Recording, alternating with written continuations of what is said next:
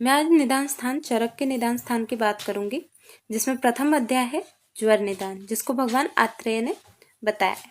ठीक है, तो देखो चरक में जितने भी स्थान हैं, ठीक है, चाहे वो चरक स्थान है, सूत्र स्थान हो, निदान स्थान हो, विमान स्थान हो या फिर इंद्रिय स्थान, इन सब के चैप्टर्स बहुत ज़्यादा इंपॉर्टेंट है। राइट, चिकित्सा स्थान तुम्हें थर्ड टॉप में देखने को मिलेगा। तो अभी के लिए निदान स्थान में शुरू करते हैं। तो पहला है हमारा ज्वर निदान, चैप्टर का नाम है। इसमें ये सर्व रोग निदान प्रकरण, ये हम टॉपिक स्टार्ट करते हैं, जिसमें निदान पंचक के बारे में बताया गया है। तो बेसिकली जो ज्वर होता है, राइट, आपको जो फीवर होता है, ठीक है, फीवर में यह सभी रोगों का राजा माना जाता है। ठीक है, बुखार को यानी ज्वर को सभी रोगों का राजा माना जाता है। यह सबसे प्रधान होता है सभी रोगों में, क्योंकि जो भी रोग होते हैं वो फीवर से होकर ही आगे चल के बहुत ज़्यादा व्याधियों में उत्पन्न हो जाती हैं। राइट, तो इस वजह से फीवर को क्या किया जाता है, रोगों का राजा। निदान के लक्षण, ठीक है, नेक्स्ट टॉपिक है निदान के लक्षण। राइट, तो निदान के ये जितने भी हैं ये सब पर्याय आप कह सकते हैं। ठीक है, हेतु हो गया, निमित्त हो गया, आयतन हो गया, कर्ता, कारण, प्रत्यय, समुत्थान, ये सब मिलकर मतलब निदान को ही बताते हैं। ऐसा कोई नाम बता दिया जैसे कि प्रत्यय का लक्षण, तो यानी कि वो किसकी बात कर रहा है, निदान की बात कर रहा है। राइट, तो ये सब इसके पर्याय है, किसके, निदान के। तो ये निदान के अर्थ का बोध कराता है। अब निदान के भेद की बात करते हैं। निदान के कितने भेद होते हैं, देखो निदान के अलग अलग भेद बताए गए हैं। ठीक है, जैसे कि निदान के ये जो भेद है ये हरिश्चंद्र के हिसाब से, ठीक है, आचार्य हरिश्चंद्र, जितने भी आचार्य हैं ये इनके निदान को अलग अलग से आचार्यों ने भेद बताए। अब चरक ने, ये जो है वो चरक के अनुसार है। ठीक है, जैसे कि असात्म इंद्रियार्थ संयोग, प्रज्ञाप्रात और परिणाम, यह चरक के अकॉर्डिंग है।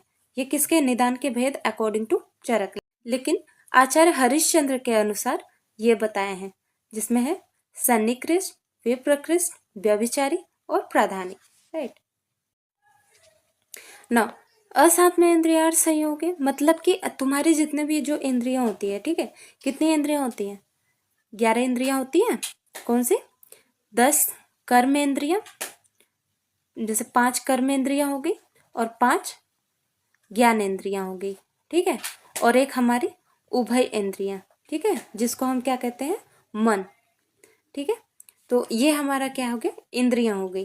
तो इन इंद्रियों में कोई भी इंद्रिय हो गई, ठीक है, इंद्रियों का अयोग, अतियोग और मिथ्यायोग, इनका होना यह क्या कहलाता है, असात्म इंद्रियार्थ संयोग। यानी कि सपोज दैट, जैसे कि मैं इरेज कर रही हूँ, ठीक है, सपोज दैट कि अगर आप चक्षु देखते हैं, ठीक है, अब चक्षु है, चक्षु इंद्रिय यानी कि आंखों से देखना। ठीक है, ये हो गया हमारी चक्षु, आंखें। अब आंखों से मतलब अत्यधिक, जैसे कि सूर्य को देखना, सनलाइट को आप देख सकते हो, नहीं देख सकते, क्यों, क्योंकि ये अतियोग हो जाएगा।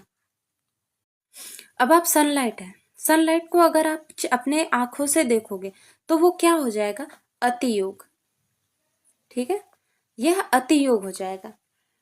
मगर यही अगर रात का अंधेरा हो, ठीक है, कहीं कुछ दिखाई ना दिया हो, तो यह क्या हो गया, अयोग। ठीक है, ये अयोग हो गया। लेकिन कभी आपको दिखाई दे रहा है, कभी आपको बंद हो जा रहा है, तो क्या हो गया, मिथ्या योग।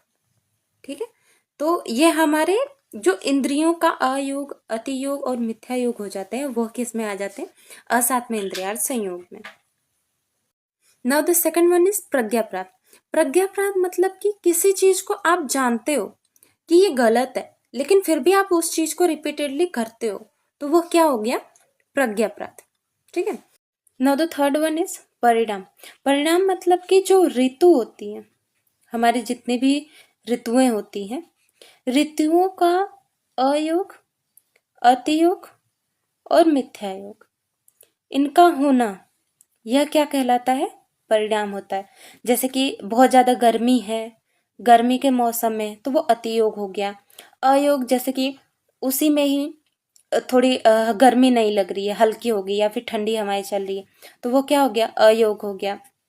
फिर उसके बाद अभी उसी गर्मी में बरसात भी हो गई, तो वो क्या हो गया, मिथ्या योग। यानी कि गर्मी के मौसम में ठंडी भी हो जाना, गर्मी भी बहुत अत्यधिक हो जाना, और बरसात भी हो जाना। तो यह क्या दर्शाता है, अयोग, अतियोग और मिथ्या योग। पहला आ गया सन्निकृष्ट।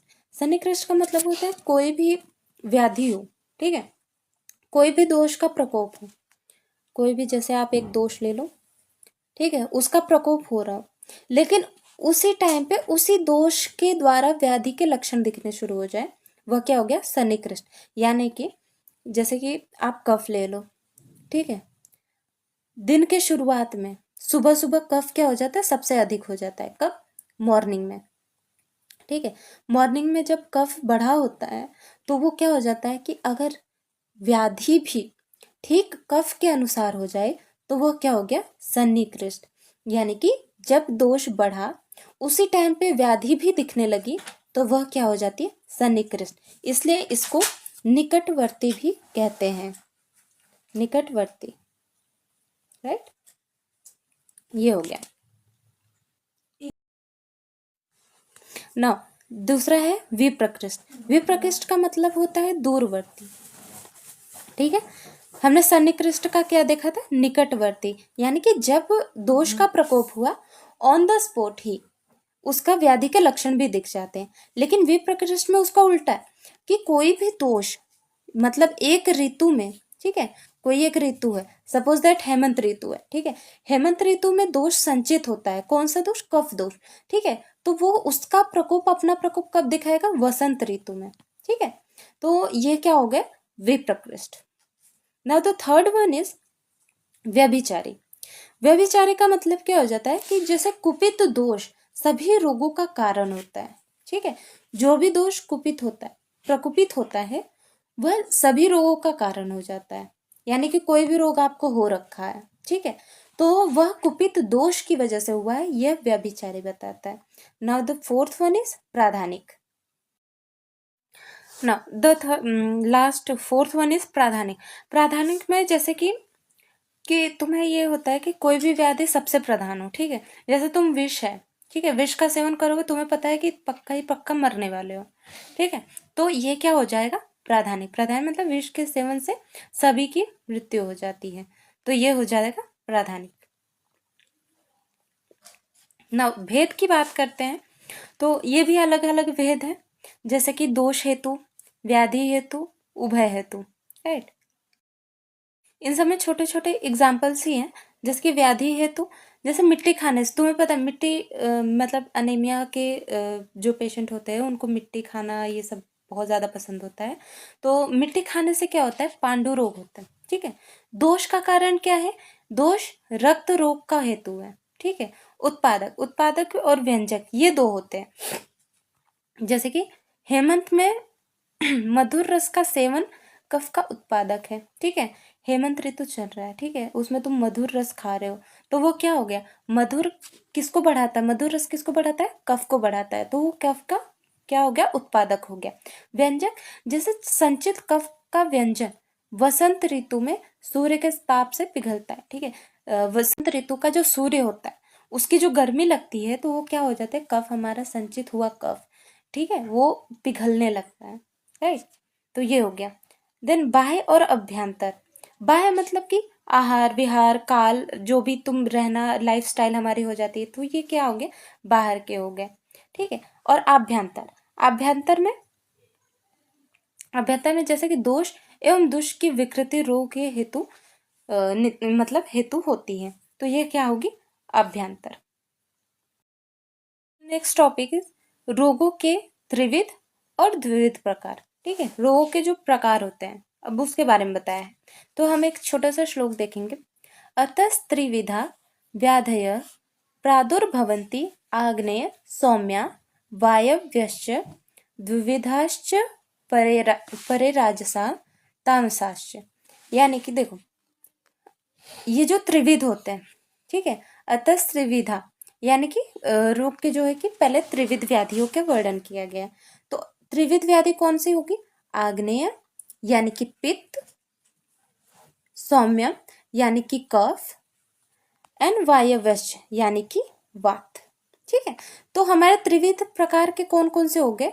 एक आग्नेय, सौम्य, वायव्य यानी कि पित्तज, कफज और वातज। और दो प्रकार कौन से? राजसा यानी कि रज और तामसाश्च यानी कि तम। ठीक है, ये तुम्हारे रोगों के द्विविध और त्रिविध प्रकार हो गए। इसी के साथ व्याधि के लक्षण हम नेक्स्ट लेक्चर में पढ़ेंगे।